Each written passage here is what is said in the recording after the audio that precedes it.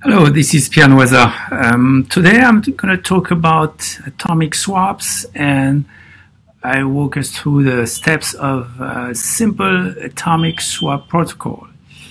So we have Alice and Bob. Alice wants to buy Litecoins and Bob wants to sell Litecoins. And we'll assume, that's a simplifying assumption, we'll assume that the amount of Bitcoins that Alice owns on her address is equal approximately to, in value, to the amount of Litecoins stored by Bob on his address.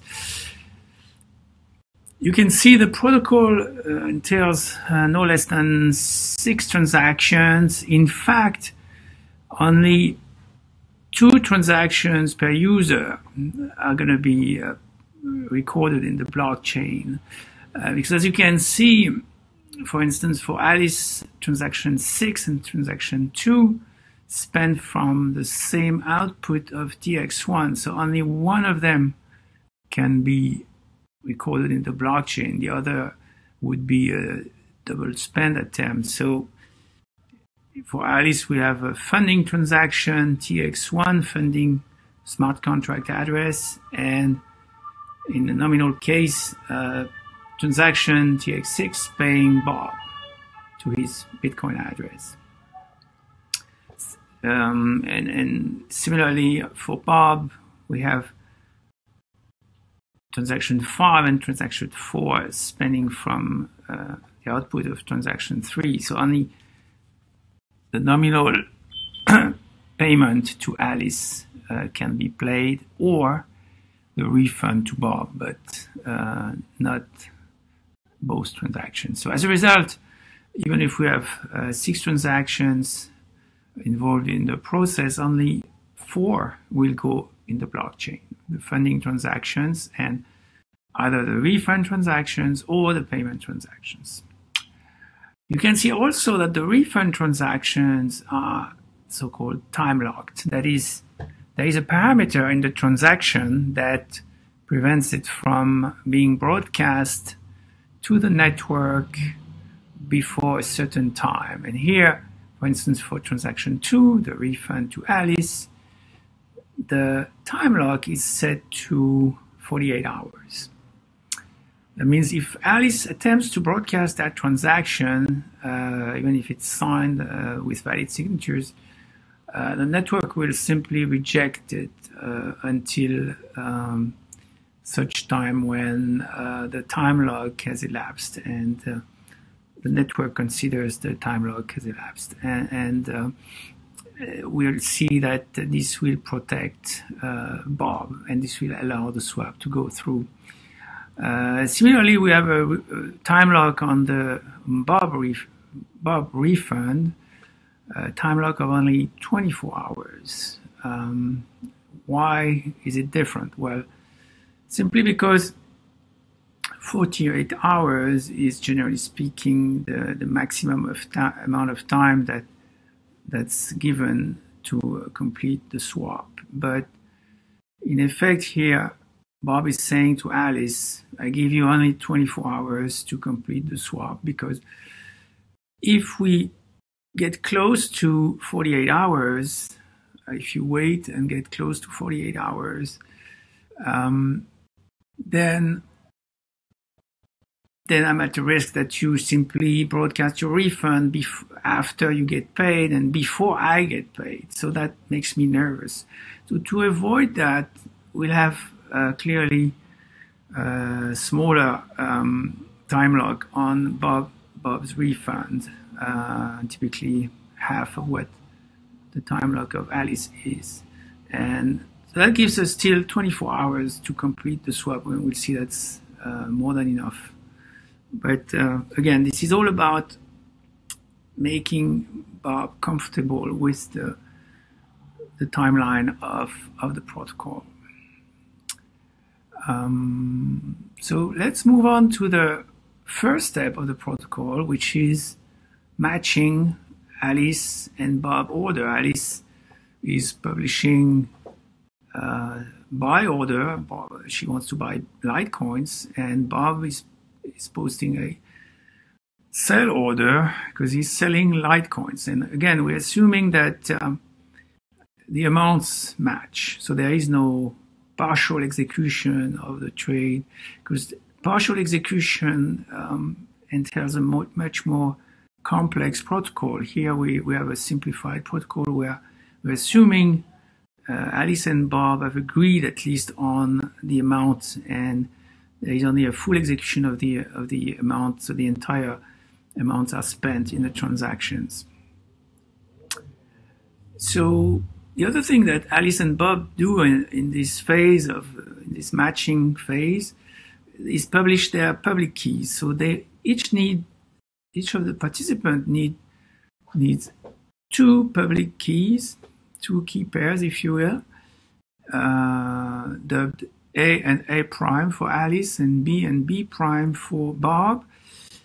Obviously, Alice owns the private keys for these public keys, and Bob knows the private keys to B and B prime.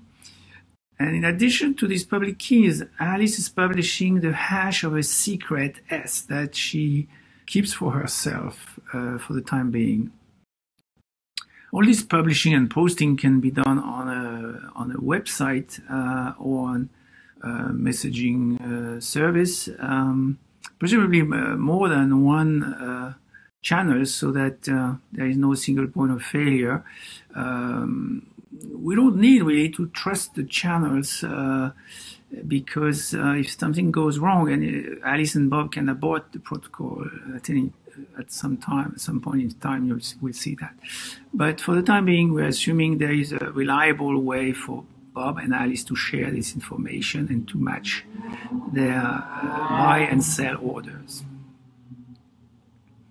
With this information, Alice can compute a Bitcoin address that contains a script built with the public keys and the hash of S. And likewise, Bob can compute a Litecoin address with this information.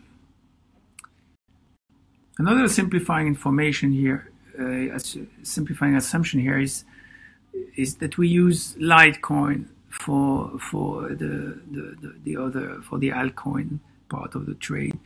And Litecoin is a clone of Bitcoin. Essentially, it's a network that's been cloned from the Bitcoin network with minor changes to the software of Bitcoin. And as a result, we can play the same scripting language on the Litecoin network as we do on the Bitcoin network. And that's just makes my presentation a little bit simpler. If we had different scripting languages for smart contracts on these two different blockchains, obviously we'd have to go through more than one script. Here only one script is at play, and here it is. So the next step is Alice bails in, and that's when we take a look at the script, at the smart contract. So Alice, in this phase, bail-in phase, Alice starts by building TX1, which is the funding transaction, sending her Bitcoins to the smart contract address.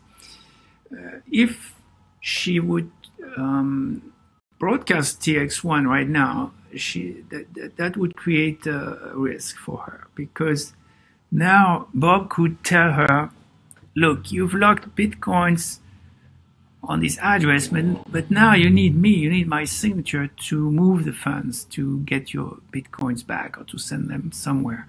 And so I won't let you have my Litecoins, but I will sign your refund transaction to you only if you send me, say, half of the Litecoins. So that would be very unpleasant for Alice, and she doesn't want to find herself in this situation. So she keeps TX1 for herself at this point. She doesn't publish TX1, and she will ask Bob to sign a refund transaction before she broadcasts TX1. So while we are at it, let's take a look at the script here, the smart contract, so-called smart contract. It's in fact a Bitcoin script here. It's a simple script because it's only basically an if-else statement and a check multisig statement. The if execution branch of the script requires two signatures, A and B, matching the public keys of Alice and Bob, and also requires the knowledge of S, of the secret S, that I remind you, only Alice knows S at this point. The else branch of the script is the refund branch and requires only two signatures. We don't need to know S for the refund to happen, but we need signatures with A prime and B prime. So for instance, if Bob gives me his signature for the B prime key, I can only use it in the else branch of the script. I cannot use it in the if branch, and vice versa. And we'll see that's a useful feature of the protocol.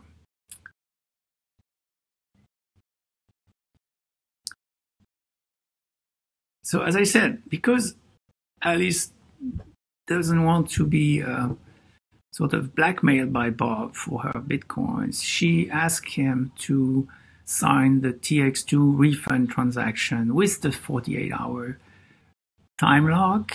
Bob can check and see the time log because it's a parameter of the transaction that's visible in the transaction. So before signing it, he can see that there is a 48-hour time log on TX2, and he sends his signature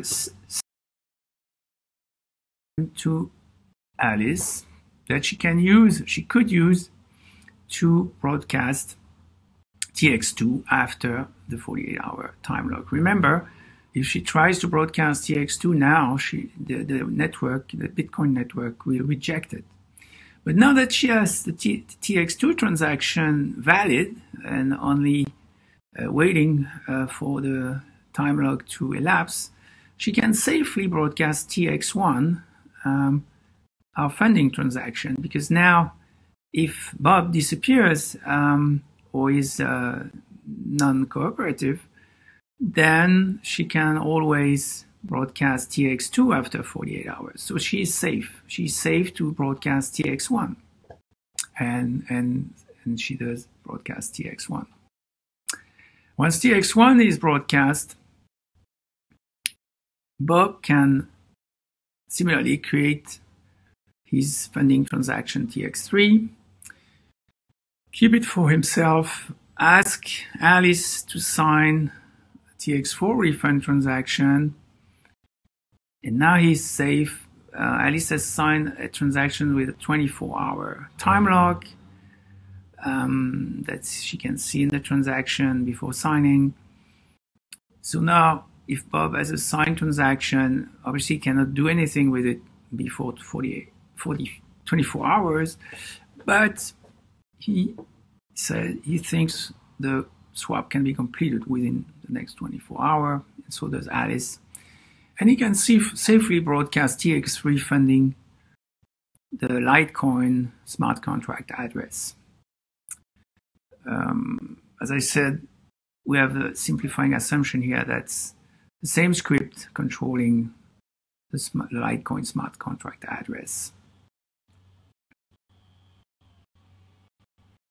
So now that Bob and Alice are bailed in, Alice can move on to the next step, which is to send her signature over transaction 6 that pays Bob the expected amount of Bitcoin, spending the Bitcoin smart contract address amount to Bob's address. And Bob will respond with his signature over the Litecoin transaction, sending the Litecoins to Alice. When Alice receives Bob's signature, she can now use this signature script to move the funds, move the Litecoins with TX5 from the smart contract address to her address.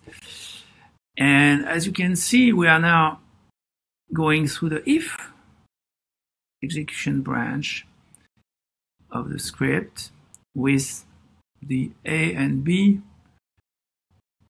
public keys and the knowledge of S, that Alice knows S, so she can use S in the script.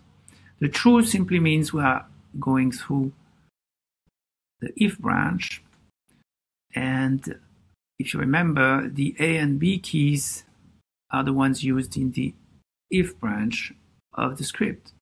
So this script is working, and Alice can go ahead, broadcast TX5 and get her Litecoins. So now Alice is paid, but by doing so, now we have this value S that's visible in the Litecoin blockchain, because now TX5 is visible in the Litecoin blockchain, and TX5 shows this signature script containing S. So now Bob can read S from the Litecoin blockchain and use the knowledge of S himself to complete transaction 6, because he's got Alice's signature.